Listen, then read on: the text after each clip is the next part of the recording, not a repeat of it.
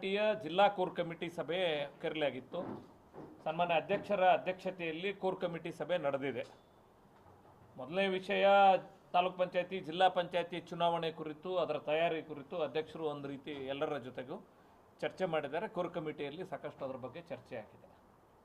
ಇನ್ನೊಂದು ಮಹತ್ವಪೂರ್ಣವಾಗಿರುವಂಥ ವಿಷಯ, ವಿಜಯಪುರದ ಹಾಲಿ ಶಾಸಕರಾಗಿರುವಂಥ ಸನ್ಮಾನ್ಯ ಬಸನಗೌಡ ಪಾಟೀಲ್ ಯತ್ನಾಳರ ಉಚ್ಚಾಟನೆ ಕುರಿತು ಏನು ನಮ್ಮ ಪಕ್ಷದ ಹೈಕಮಾಂಡ್ ತೀರ್ಮಾನ ಕೈಗೊಂಡಿದೆ, ಆ ತೀರ್ಮಾನದ ಕುರಿತು ಕೋರ್ ಕಮಿಟಿಯಲ್ಲಿ ಚರ್ಚೆ ಮಾಡಿ ಒಂದು ನಿರ್ಣಯವನ್ನು ಅಂಗೀಕರಿಸಲಾಗಿದೆ. ಅದನ್ನು ಓದಿ ಹೇಳಿಬಿಡ್ತೀನಿ ನಿಮಗೆ.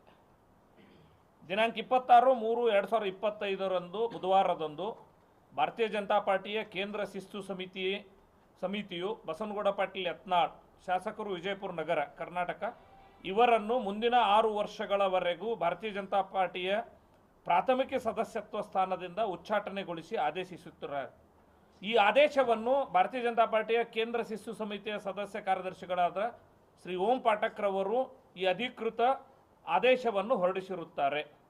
ಈ ಅಧಿಕೃತ ಉಚ್ಚಾಟನೆ ಆದೇಶ ಪತ್ರವನ್ನು ಜಿಲ್ಲಾ ಕೋರ್ ಕಮಿಟಿ ಸಭೆಯಲ್ಲಿ ಗೌರವಾನ್ವಿತ ಜಿಲ್ಲಾಧ್ಯಕ್ಷರಾಗಿರುವಂಥ ಶ್ರೀ ಗುರುಲಿಂಗಪ್ಪ ಅಂಗಡಿಯವರ ಮಂಡಿಸಿದರು.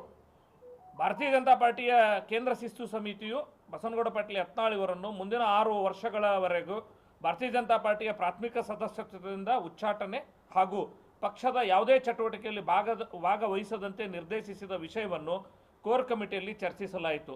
ಭಾರತೀಯ ಜನತಾ ಪಾರ್ಟಿಯ ಕೇಂದ್ರ ಶಿಸ್ತು ಸಮಿತಿ ಹೊರಡಿಸಿದ ಆದೇಶವನ್ನು ಭಾಜಪ ವಿಜಯಪುರ ಜಿಲ್ಲೆಯ ಕೋರ್ ಕಮಿಟಿಯಲ್ಲಿ ಸರ್ವಾನುಮತದಿಂದ ಬೆಂಬಲಿಸಿ ಅಂಗೀಕರಿಸಲಾಯಿತು. ಈ ಒಂದು ನಿರ್ಣಯವನ್ನು ಅಂಗೀಕಾರ ಮಾಡಲಾಗಿದೆ. ಈ ವಿಷಯವನ್ನು ತಮ್ಮ ಮೂಲಕ ಇಡೀ ಸಮುದಾಯಕ್ಕೆ, ಜಿಲ್ಲೆಯ ಜನತೆಗೆ ತಿಳಿಪಡಿಸಲಿಕ್ಕೆ ಇಚ್ಛಿಸ್ತೇನೆ.